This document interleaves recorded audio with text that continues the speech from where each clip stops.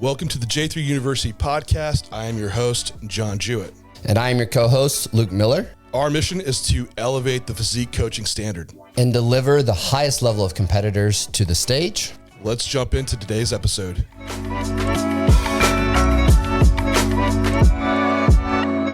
Dual reason for celebration, the Atlanta Pro winner, and John's birthday. John, you excited? Yeah, man. Thank you for double congratulations, right? Yeah. Atlanta Pro and my birthday. So I think one of the big reasons why everybody's listening to the podcast is the value of walking through the win. And I think a lot of it kind of started on the forefront before you even decided to do the show, and kind of the decisions that led you to kind of jumping in, because it wasn't the first show on the calendar, right? Well, not at all. It initially was Tampa, actually. my allergies are terrible, like Atlanta, then Texas, it all got me. But yeah, initially I'd planned on doing Tampa and then Texas. And really wanting to hit Texas because I've just never done the show. It looks phenomenal. But Texas was kind of the last U.S. show, so I'm like, well, I don't want to just cut myself off to one shot at it. So that was the plan. I started prepping 24 weeks out. I hadn't done a full-on true off-season that long, and brought a body weight up to where I needed to pull that down, because all my past years, 2020, I had an off-season. It was just not great. 21, I just dieted straight from the Olympia all through the year. So to actually take, it was about 15 months off and then go into a prep. So I wanted enough time. Also knowing that there's earlier shows too, and for any reason. And of course started getting ready and things come together quick. Then I'm like, well, Chicago looks good.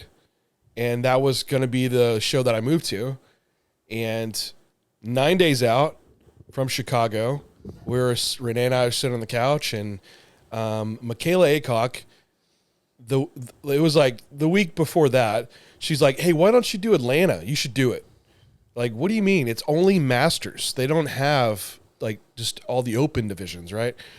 She's like, no, they do. Then I looked at it on the IFBB calendar. It said masters. I was just like, no. Michaela doesn't know, and all credit to her for me actually doing the show. Yeah. So the 9 days out, I don't know, I look back at the calendar for some reason, and I'm like, let me go to the website. And sure enough, they have like 212 and everything. And I'm like, man, I'm ready to go. I would rather do this earlier show and then hit Chicago a week later if I needed to. Mm-hmm. And do it that way. And the real influencer for Atlanta was I saw it was a 36-hour weigh-in, which was like kind of mind-blowing because of where my body weight sits at. And for Chicago, it's like about an 18-hour weigh-in, so not enough time just less time to fill out. Also less time if you need to be a little bit more aggressive with pulling down body weight. Right. So that was a big influence. It looked like it was going to be a really good production of a show too. It's Linda Murray's show. 8-time Miss Olympia. It actually took her 15 years to just get that show there. Like, I guess the waiting period and the processing to get an IFBB show. So man, like when you saw her check-ins talking about it, it's like, this is her baby, you know. When you have a bodybuilder that puts on a show, like, they cater to the competitors and they really think it out. So it was, the production value was great. I wanted quality stage shots, video. They delivered on that. They gave us like free 4K videos of all of our footage up there. That's so cool. So that was the thing, right? I wanted to show the best 212 version that I ever had, and actually be able to walk away and capture it. So I'm like, okay, there's a lot of good things going on for the Atlanta Pro. 9 days out, I'm like, Renee, is it crazy to do the show? She's like, no, this is all we do for, like, it surrounds our life. Let's go.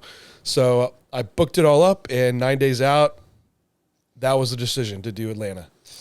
Yeah, and I think it was a great decision. I think one aspect to pull out just from the prep in general is the last time you had gone from a decent off-season, I don't know if you'd call that a full off-season really, but into that prep for 2020, you felt like you weren't able to get all the way there, right? And this time you were like running that rate of loss pretty high. Do you remember about what that rate of loss was kind of through that digging portion of prep?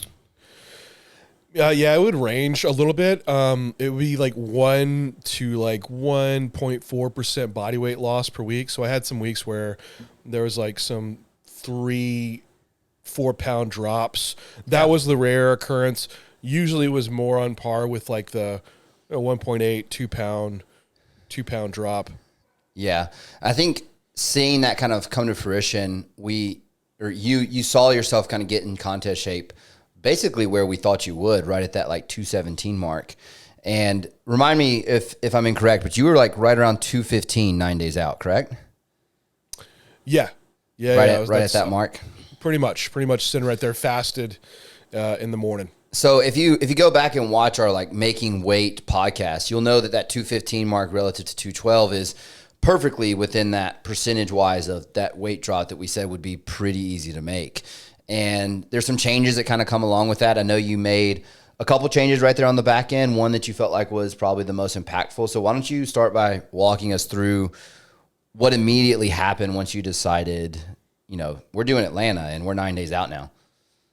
Yeah, I mean, so like ideally, like we had talked about on the making weight aspect, if I need to get below 212. Like that's what must happen. You could land that and try to land that right on weigh-in day. The issue with being 212 on weigh-in day is that weigh-ins are at 5 p.m. Mm-hmm. So what do you do from that time all waking up to 5 p.m.? Well, you might just be able to eat and drink maybe just a little bit, but the more restrictive you are, the harder it is after making weight, right? To put everything back in, especially with a shorter time duration. So if I have the ability to where I can almost eat and drink normal in the weigh-ins, that's even better. So immediately 9 days out, I was like, okay, what variables need to change to pull off anything extra that I have in place? And so I still had some testosterone in place, growth hormone, so a little bit of yohimbine. Yohimbine wasn't a big player because I just didn't run that much of it. But the fat loss was done. So that was pulled out. Growth hormone was dropped at 9 days out, and also testosterone. Now, I went to Renee's show over that weekend. Mm-hmm. And over those like 3 days, came back Monday morning, I am 212. So that pulled off about 3 pounds, which I don't see the testosterone having that big of an impact because I was testing that earlier on, like with using like an AI like for 1 day to see if it would pull weight the next day. And eventually my test dosage got to a range where that wasn't a factor. Yep. So, but either way, I'm going to go ahead and remove this variable. Then, so I really think like that to make that quick of an adjustment around water was going to be growth hormone, which gives some insight too, if how quickly that adjustment could happen. But I think it gave me a quicker, accurate picture of where body weight was going to sit at. And also like I would wake up and if I could like touch right below my glute area, it's a little squishy. Like there was still like a little bit of water and it was around that. Cause once that came out and I was waking up at 212, it was like just great, like grainy glutes. Like it was, super hard. So, that was some of those adjustments. Also over the weekend, I pulled food down just a little bit. It was like 50 grams of carbs I dropped. Not too aggressive because that week I was still coming down a little bit. Right. But I'm like, hey, I'll just make sure, just to make sure I can always add food back in. So that brought me to that Monday morning. Now, Monday morning, I assessed, and it's like, man, legs are still pretty heavy, getting in my step count. And I had trained legs that Friday too, which it took me about, it takes me about 5 days to feel fully recovered. And sorry, let me take that back. Friday is normally when I train legs. I actually didn't train legs that Friday because we were going to Renee's show. Right. So I ended up training that Sunday. So it was actually like 7 days out was my last leg session, but they were heavier and they still stayed a little bit heavier. So part of the next phase over this course this week was to hold the diet at relatively maintenance calories because I was at 212 now. So it was 250 grams of carbs, 50 grams of fat, about 300 grams of protein. and just to taper down steps as much as I could. Because I didn't want to push food up because that might make me start getting more glycogen loaded. And I wanted just at the end of peak week, only one variable to manipulate, and that would be food. So if I could keep the output real low and only have to toggle up food to carb load, that makes it easy to understand what's happening. So my step count, I was hitting around 13,000 steps. Over the course of the week, I tapered them down to 8,000. And that kind of led me to landing that on weigh-in day. And I was at 211. I'm sorry, that's not right. One day prior to weigh-in day, I was at 212. So this was after the flight and everything. Yeah. Any questions before that? Before I talk about what I did the day before weigh-ins, because that was where a lot of some change went in. Yeah, no, I think the big thing to pull out is potentially sharing how you walk through this with your clients as well. That decision to pull the activity on that Monday was specific to the recovery capacity of the leg profile being pretty much a 5-day out based on previous history within the prep. And with how heavy they were, you knew that's probably the lowest hanging fruit. But there are situations where you're going to have athletes who recovery capacity within the lower body department is pretty good. You have to keep that, activity pretty high through peak week. And it's mainly food that's the primary toggler, right? And it ends up coming down to toggling one variable at a time to try to create the response that you want.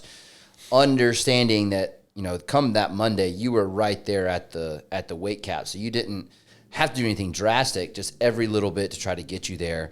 But potentially, if you have anything different from what I just said around that logic around making that decision, because there are a couple of things you could do in regards to trying to drive that weight down through a couple of different variables. And I know for you, that heavy leg feeling was enough, especially having to push that leg day back closer to show day.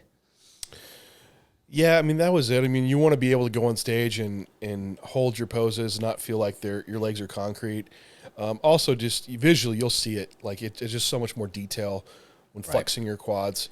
So I just need to ensure that happened, and that did so. I was probably 2 days out when I finally felt. Honestly, I don't think I really felt very fresh until I started putting enough carbs back in. Yeah, and actually getting a little fuller. I think my legs were just that fatigued, and I think that's where the sacrifice is when I'm coming down to 212 is I think I have a lot of leg fullness that maybe drops off a little bit. Yeah. Especially the longer I have to hold down at 212 because the fatigue just doesn't go away. Yeah. So I think that is my limitation probably around pulling down weight, which also it's important for me to document this so I know how quickly I could get there and how acutely I need to sit there. So if I can sit there for a shorter period of time and keep training performance up longer, I think it'll be less, fatigue to accumulate, and also have that feeling occur where you might lose a little bit of leg that doesn't come back. Which will drive that decision making into the Olympia, right? Where you're able to kind of pull yourself back up and get to a weight where it's a little bit easier to maintain that training performance throughout the prep for the Olympia. Okay, so bringing it to travel day. Let's talk travel day real quick, because a lot of people have questions around travel and retaining water and things along those lines. I know it was a pretty decently short flight for you. You didn't do anything from a manipulation standpoint in regards to trying to combat that while on the travel day, did you? No, it was just that was a Wednesday. I just made it my off day. Right. And I know some people are like, "Oh, train when you get off the plane to push out water." Travel day already is kind of extensive, and with flight delays and stuff getting pushed back, I didn't want to plan for something that could get thrown off, and just keeping stress as low as possible. I could get to my Airbnb, go shopping, get settled in. That was more beneficial, I thought. So I basically ran my off day diet that I had been running, which now at this point I'm 250 grams of carbs. My off day is 200 grams of carbs. So that's the diet that I ran. There was no change around it, just run the same diet. from Texas, it's a short flight. It's only 2.5 hours, so Right. nonstop. So it wasn't. I'm not one that holds a lot of water with flying that short duration. Now, the short duration is the thing here. Around fluid management, though, just kept it consistent and put enough in before getting on the flight, and also keeping it up while on the flight. That's all that need to happen around that. One issue that I usually face is just if I'm sitting for longer, GI can get a bit slower, and it did to an extent because I was up pretty heavy that night. I was like 218 going to bed. Oh, wow. Which usually will drop 5-6 pounds overnight. So I'm like, all right, I might be like 213, I don't know. It could be 214 in the morning. It just depends. But anyway, I woke up 3 days out. I was back down to 212. Perfect. Yeah, which brings us to like that day before was okay. weigh-ins. You know that, right. So day before weigh-ins, it's like, all right, today I need to do as much as I can to get my weight below 212 to on weigh-in day, to where I could actually eat and drink a little bit more. And I actually ran my same training day diet. I trained that day. It was just it was more like a normal push session, relatively, just volume kind of pulled back. Right. Step count was still going to be at 8,000 steps. So keeping all those variables normal. The only shift was going to be in food source selection. So I just pulled all fiber out, basically, all vegetables, because I had quite a bit of fiber within the diet. So just removing all those sources and shifting those carbs just into more rice and rice cakes and things that were going to be kind of a little bit more reflective of what I was going to eat after making weight. Yeah. So so that was the diet that I ran that day. And I ended up going to bed that night at 2:14. Oh, wow. Right? So you knew you were like... I knew it. Like, I'm like, all right, perfect. And I could feel like all throughout the day, my waist is getting smaller and smaller.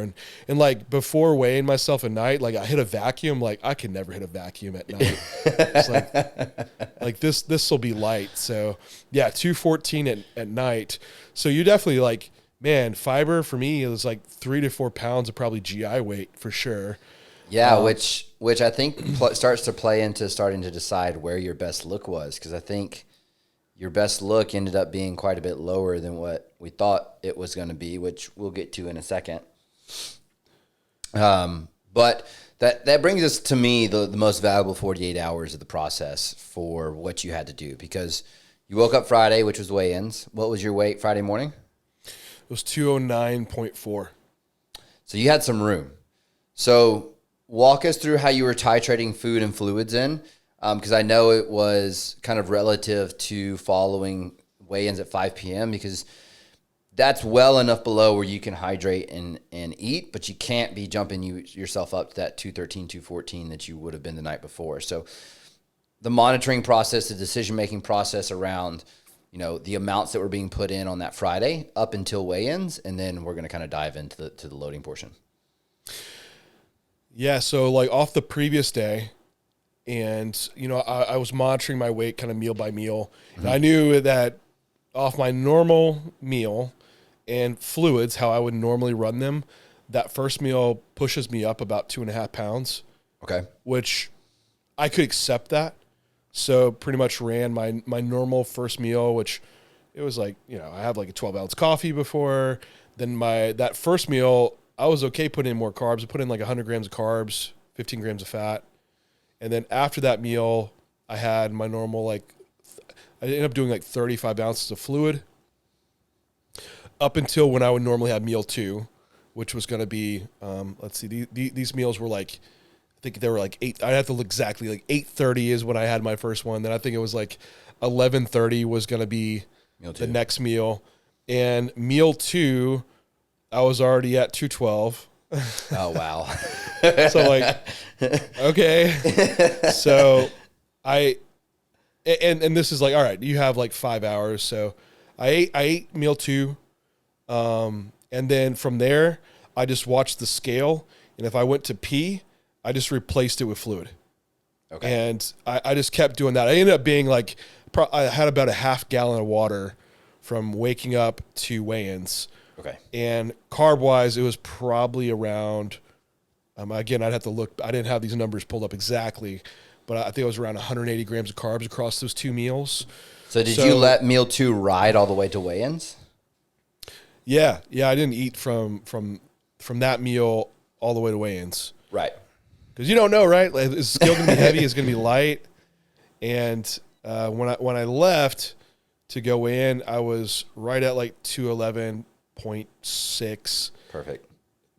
Weighed in at 211.4. And then that's when we started the carb up. Yeah, I think that day can be the hardest for people, and the reason why I asked if you let that meal 2 ride is the meal timings a lot of times are not going to be perfect, and they're not going to follow your normal day because you're going to have to make these off-the-fly adjustments of longer durations without food or longer durations without fluid based on how these people jump. Or if someone wakes up right at the cap, like you're potentially fasting and not having fluids for quite a while until you get them below. And this is where you could have potentially used activity to pull yourself down if you needed to. But obviously it wasn't an option or a necessary need with waking up below that. Now, the carb up process kind of immediately post weigh-ins all the way to show day. I know I want to talk a little bit about the amount it took because you were kind of shooting me like it was taking a bit more than you've ever really had to do. And kind of the weight jumps that you were seeing with that. And then also a little bit of a discussion around the GI weight, because I think, by the time we get to show day, what we thought was going to be the stage weight ended up being a little bit lighter, right? Yeah. So, and around the output side, like of making weight, I had a couple walks that I did, but nothing extensive. Like with pulling water out, you could severely like fatigue yourself. Right. It was a lot of rest. Just sit around. I just need to eat and drink based on scale weight. So, and move a little bit after a meal just to have digestion moving along. Right. But that was it. So, it ended up after, waking weights and walking the venue and stuff. I think I ended up still hitting around like 7,000 steps or something for the whole day, but it wasn't intentional. Right. So it wasn't trying to hit that step goal by the end of the day. But anyway, right after weigh-in, since I hadn't had, the most impactful thing is going to be dehydration. Yeah. And so fluids go in first. Put 20 ounces of fluid in first. Just drink it normal rate, like nothing trying to chug it down. Then I had my first meal 1, which was going to be something pretty fast digesting, which it was just whey, I'm making like whey into like a rice pudding. I had like some banana in it, and I brought some almond butter, and I had a few rice cakes that happened along with that too. And that was about 120 grams of carbs and 15 grams of fat. Right. Then from then on, I just went back to my normal kind of fluid rates that I was having in place, which was 40 ounces of water between meals. Perfect. So ended up doing 2 more meals after that one for weigh-ins. So it's like 7:30 and 10:30 where those meals went in. For that total day, it ended up coming out to about 500 grams of carbs and 75 grams of fat, 225 grams of protein. So I already started pulling back on protein, just not a lot of need for it anymore. And went to bed that night, and I was 216.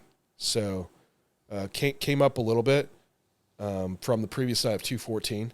So I already know, like, all right, carbs are hitting a little bit more, and but all the meals were still like, I was rotating between basically chicken and whey, but the rest of the meal was relatively the same. It would be about 250 grams of rice with either banana or dates as like a fruit source in it. Dates. Some amount of rice cakes because I just like them, and it was like my food delivery device, right?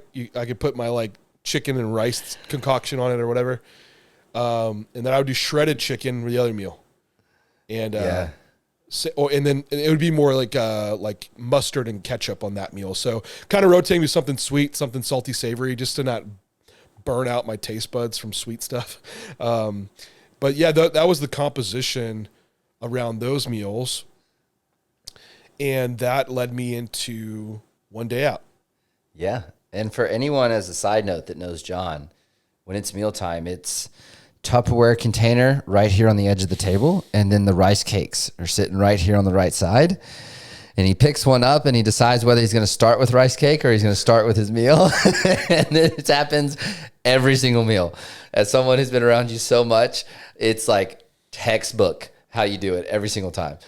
Yeah, young crab, man. You have like you have these very OCD tendencies that you kind of pick up, right? And I had a variety of rice cakes, right? So I was like, all right, for my chicken like mustard ketchup meal, I had white cheddar rice cakes. Oh yeah. For like the sweeter one, it was plain rice cakes, or I had some caramel rice cakes as well. So again, like getting you can enjoy your carb up, and it's okay to put in a little bit more, sugar laden items just for the density component. Yeah. And it gets more dense as we go along. So one day out, again, this is going to be my big carb up day. Yeah. I woke up at 210.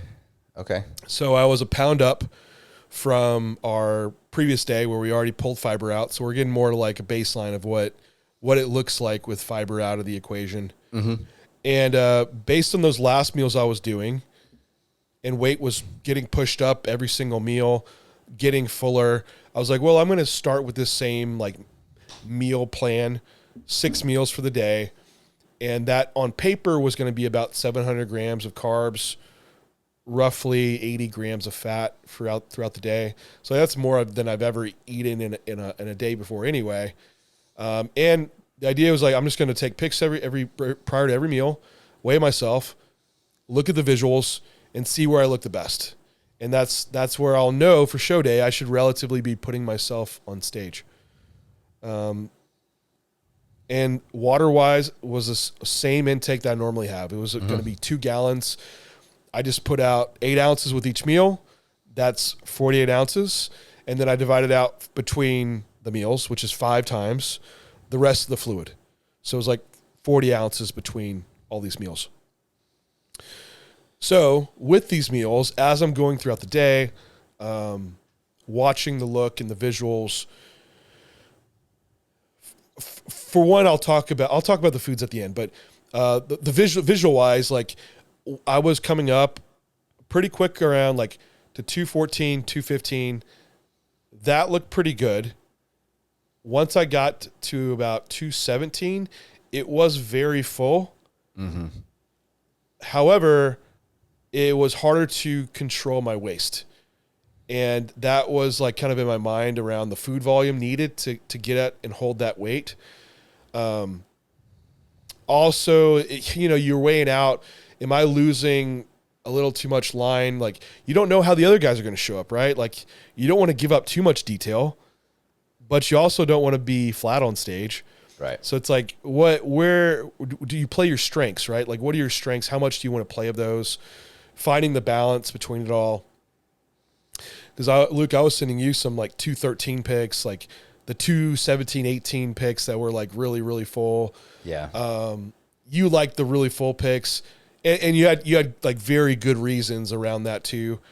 I was, after looking, I'm like, man, it might be something in the middle is where I felt the most comfortable. Like, I can control my waist. I'm still full. I have lines. The condition's good. I think that might be a good balanced look around there. Now the issue around the waist and volume was like, what can I do to resolve some of this? And partially bananas were an issue. Yeah. I was starting getting reflux with them. And I pulled those, and I went to only using the dates, and that resolved it, right? And dates are super dense. Like for 40 grams of dates, which is like 2.5 dates, little dates, it's like 25 grams of carbs. And then I also was like, I need to bring the volume down more for these last meals. Like it feels like food's on food, you know? And so that's when we went and just got some like Rice Krispie treats. Yeah. Which are dense and delicious. So my meals then were down to only weigh 200 grams of rice with dates, and then Rice Krispie treats with almond butter on top. If you're on prep, you're like, oh, that's amazing. That's a classic. But that was my meal 5 and 6. And man, I ate those. And it was like back to like waist felt like it was coming back down. It sat really light and easy. I'm like, yeah, okay, these are the meals I need to be going with. And that night I went to bed. I was 218 after carbon up, and at 218 I'm like, man, I might drop back down to like 212 or 213. And my thought was like, well, if I wake up a lot heavier, I just won't have to eat much on show day, which can keep my waist even smaller and it's much more manageable. So I was like, well, I'll assess myself when I wake up mid-sleep. I woke up mid-sleep like 3 hours later, and I was already 216. I'm like, yeah, okay. I got up having like one big ass rice cake with like almond butter on it and 8 ounces of fluid. Mm-hmm. Then I was like, that'll be enough to do it. And so I went back to sleep, and I ended up still waking up on show day at 213, which is fine because this was just like 7 a.m. And I ended up not going on stage to about 1 p.m. So I was like, I have plenty of time to get from 213 to this 215, 216. Yeah. And waist felt so small in the morning, man. Like it felt good. I had two BMs as well. Like, you know, you have a shit on show day. You're like, oh, yeah. This is it. This is my day. Champion. I do want to reel it back just a second because there was a portion of the conversation around deciding on the best look that I think is important to kind of pull out was the time you were going to be on stage. Because we talked about this kind of going back and forth about whether we liked the sharper look with that was a smidge flatter versus like the really full look and like holding that across stage time. And you felt like your stage time this week was not going to be as long as it's been in the past. And that was a big driving factor as to why you ended up deciding to be a little bit lower than that fullish 217-ish look come show day. Because that time on stage is an important factor to consider. Because if it's one of those shows where you're on stage for 45 minutes, 50 minutes, man, like you can drop 3-4 pounds across that time frame pretty easily. Yeah, and this is different for amateurs versus pros, right? Because like 1 year I did the Tampa Pro, there was almost 30 guys. It was going for 40. It went for 45 minutes, right? You go out, you do your like first comparison, then you wait, and everyone has to do their individual, which everyone gets like 1.5 minutes with 30 guys. That counts up to be like 45 minutes. Then you're going to go out and do your, call outs, which are you going to pump up twice? Like that's a long time. It's like a full on workout. Yeah. So you might need to consider maybe you go on a little fuller. So as you're posing, you harden up some.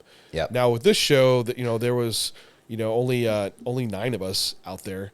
So it went super fast, right? There's 2 comparisons done, which a comparison is like 6 poses. Yep. Then we go and do our individuals, which is 1 minute. So that's only like 10 minutes. 10 minutes. Then we're there doing call outs. Yeah. And you only have 2 call outs, right? So I go first call out and do my thing. I go back on the back line, and then they bring us back out, me and the Diego for this, top 2 kind of confirmation. So they're like, man, there's no time. Like we're flying through this. So you won't have as much time to like go backstage and maybe eat a little bit more or need to pump up again. But also, like, since you are moving pretty quick and don't have the rest time, it's a consideration to make somewhat. Yeah. Because you don't want to fade out at the end, especially if you're in the last top 2 comparison and you're losing that look. Like you want to be on around that. So I think that was the balance. And also for me, like we're not doing big water cuts and things to where you won't have enough fuel in the tank. Like I could go do a training session and I'm like, I'm going to be okay. Yeah, exactly. So it wasn't like this fleeting moment where you had to hold it for that one fleeting moment. Right. Right. But I think that was to your point too, was that it was almost like 3-4 meals in, a good amount of food before that look came about. So I'm like, I don't know if I can eat that much on show day. Right. And I'll be going on earlier. So that's why you might make a consideration as an athlete. Like you need to push food up and weight up even higher the night before, so you won't have to put as much in the next day to get back to that look. Yeah. And so that's how you kind of engineer that and toggle food around to make sure you can peak and land. You're basically just landing a weight visual at the right time, around that time, you know? Exactly. Which brings us to show day, which 7 a.m. you said 2:13, right? Woke up 2:13. Yeah. What was stage time about? When did you end up rolling on? Yeah, like 1 p.m. Okay, so walk us through the last couple meals, because I would imagine you ate, what, twice before we going on stage? Right. So off the previous data, so I looked at the day prior. I knew my exact fluids. I knew my exact meal. I knew exactly how much that brought me up. And that was right around 2 pounds. So I'm like, all right, simple. I'll do that.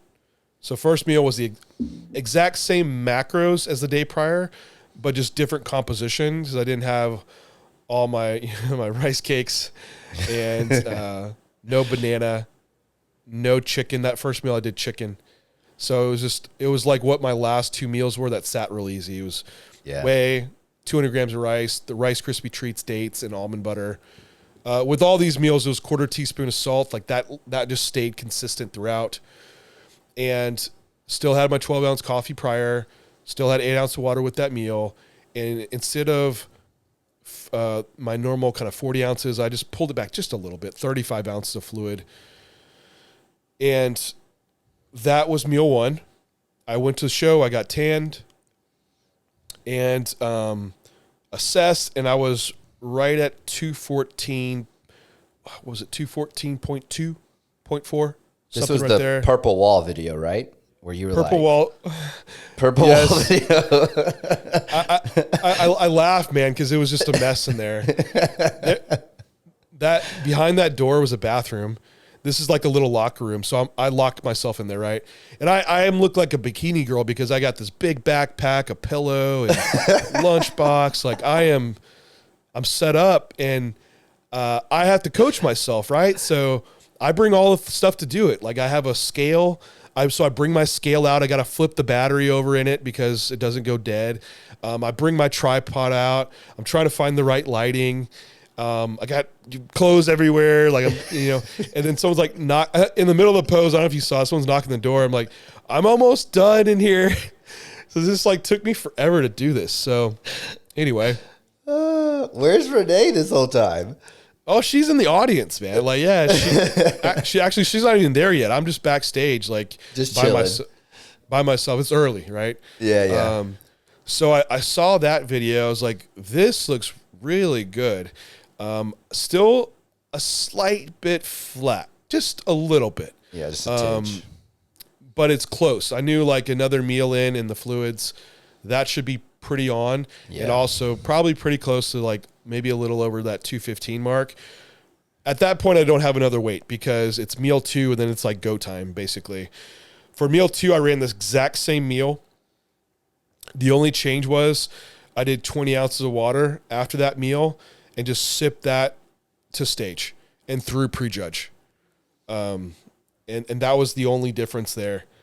And walking out, and just even like they had big mirrors up there and pumping up, and man, I'm backstage and I actually had a pump, like, which I don't think I've ever had a pump backstage. Like, I'm like, whoa. And I could squeeze and to feel the muscle. Like it felt full. It felt so fucking good to where like mentally my confidence like went through the roof. Seeing the visuals just of me posing, I'm like, I'm so nailed right now. Like, I'm on. So walking out, I'm just like, oh, dude, I'm smiling. I'm so excited. Like, I feel like without even seeing the pictures yet, I just know I achieved what I wanted to bring to stage, like this full version that's just as hard. I have a good tan, like Pro Tan fucking nailed it. They hand painted me, didn't spray me, and that worked out phenomenal. So like, credit to them. The glaze was perfect. Like, oh man, it was just nailed. Like I was so happy with the look. And then of course getting called out, like put in the middle and being in the top 2 comparison, like, oh, that was just icing on the cake, really. If I just went on stage and knew I'd like nailed the look, that was the goal. You can't change who shows up and what the judges think, but to see the outcome was positive thus far was extremely rewarding and exciting.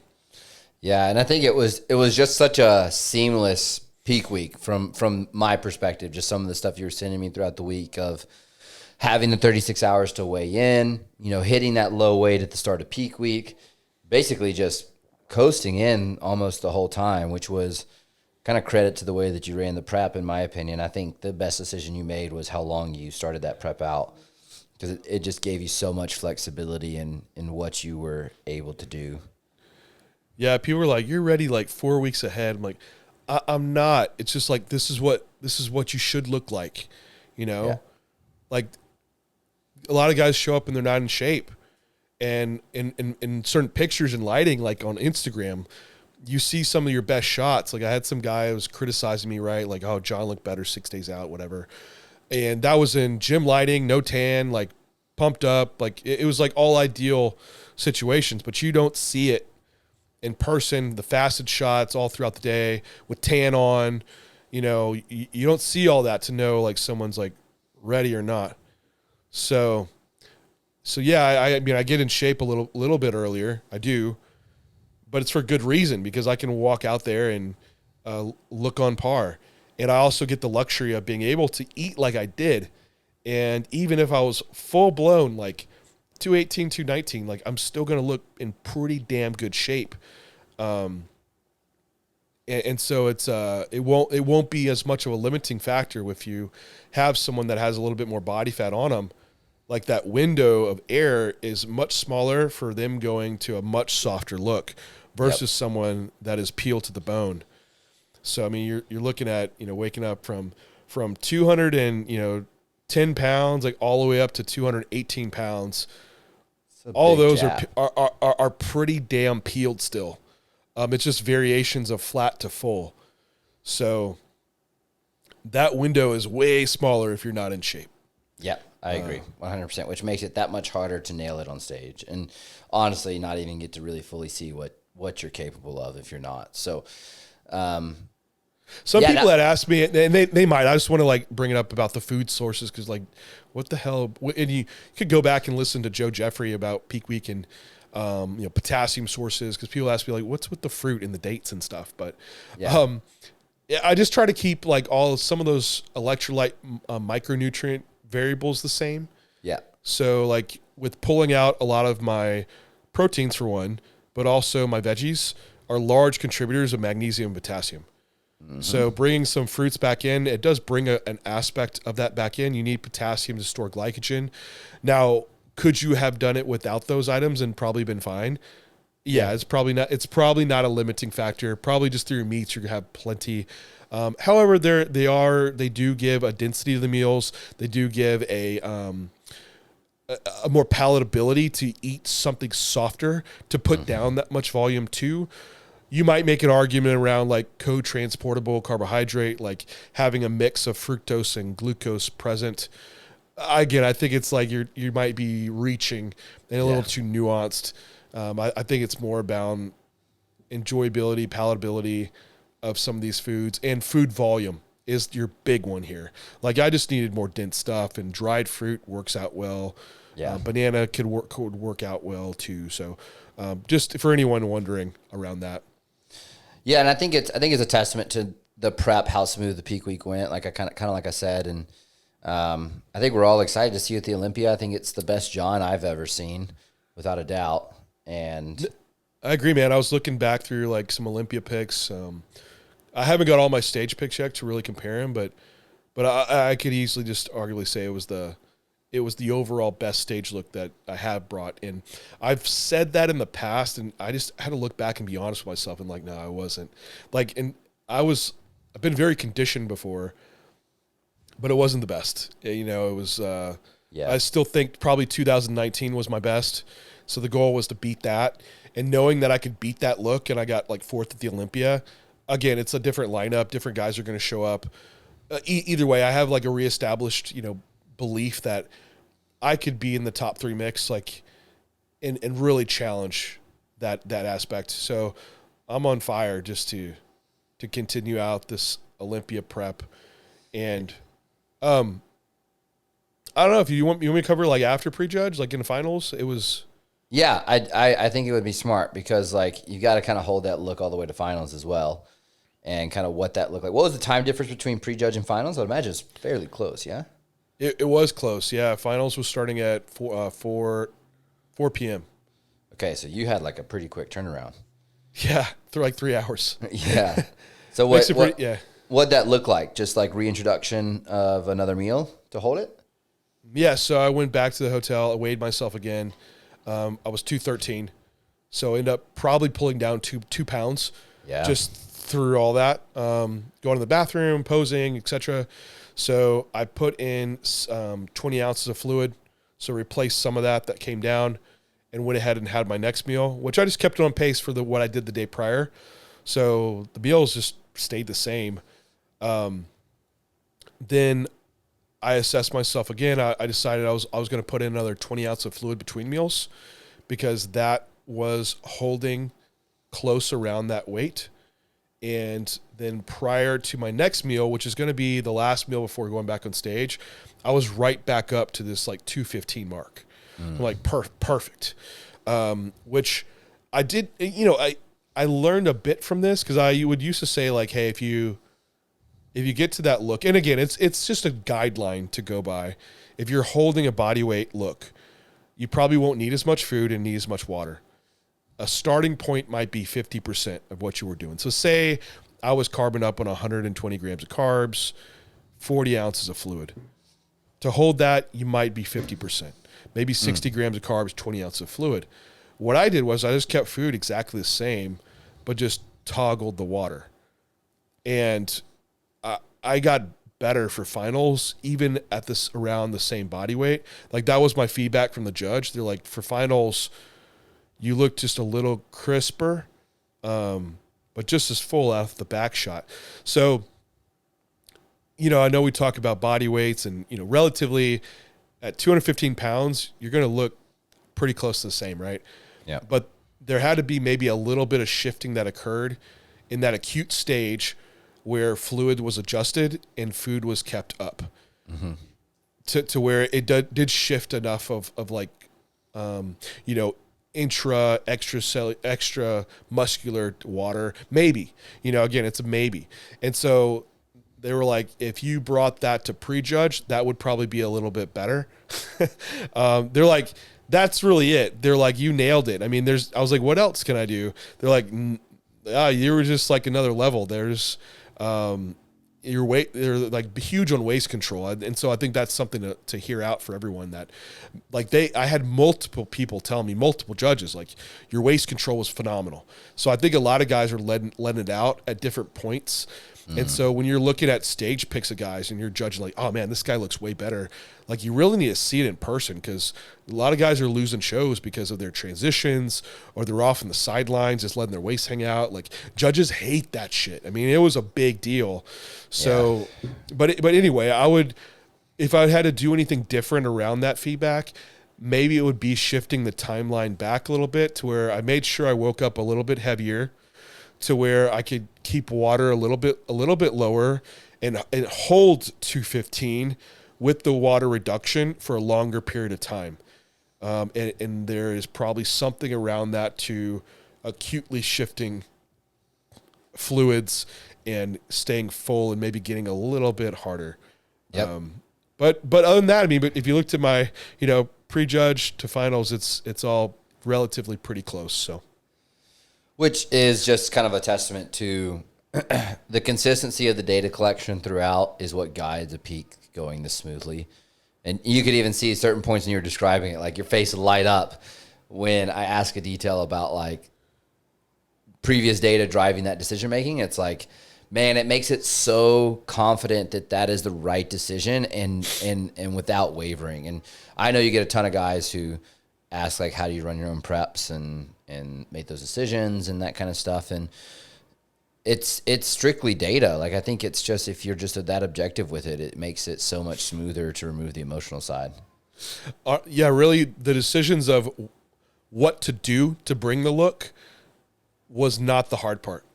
What was the hard part is the exact look to bring. And that's when I was, I'd send pics to Luke and be like, kind of what gets your opinion.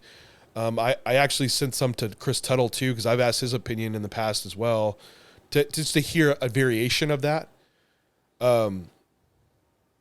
And to help just kind of have a second eye and make sure I wasn't missing something. And a third eye, right? Like, two different guys that both coach really well. Like, what do y'all think? And to have some clarity around it. And also maybe a little bit different thinking. Like Luke brought up some good points around like posing and being fuller and being able to sustain it. Also like visually, like things that stood out. Chris doesn't follow it as close as you did. So, and I didn't show him as much choice. I just kind of gave him like, hey, what do you think about 213 versus 218? And he's like, my eye goes to 213, but he didn't see all the middle photos like you did, right? Yeah. So, and that's when I was like, you know what? And I think in the middle kind of made a lot of sense. So that was the hard part of like how full you go versus how hard do you go. That was more of it because that's very subjective, and you're trying to guess what might other guys be doing and what might the judges be kind of thinking. So that was the hardest point. I can get to any of those weights or looks. Like that wasn't bad because I had all the data, like you said. Yeah. Well, John, massive congratulations. I'm so excited to see you back on the Olympia stage. Massive happy birthday. I've got Thank you. Sparkler confetti shit to clean up all over my office now. So you're welcome. Thank you for your sacrifice to your office. But yeah, I think until next time, if you guys have questions, put them in the comments below. Make sure you like and subscribe. We're going to be every week putting out this podcast. You got anything else for the audience before we hop off? No, just everyone that reached out to me after the win, and for all the congratulations and just following along and the support. It was massive. The amount of that support that I had, which is it's overwhelmingly just great. I just truly appreciate everyone that did reach out and give me, congrats. And even for investing in all the nerdy shit that we talk about, it's just wild, man, because there's so many people that I would compete against that are gaining value from J3U and helping them in their own bodybuilding. So I love bodybuilding and being able to help others do it. It just keeps getting reconfirmed through like going to these shows and hearing all these stories. So again, for the listeners and all of us that support Luke and I and J3U in my own journey in bodybuilding, just appreciate it and thank you. And we will talk to you again next time.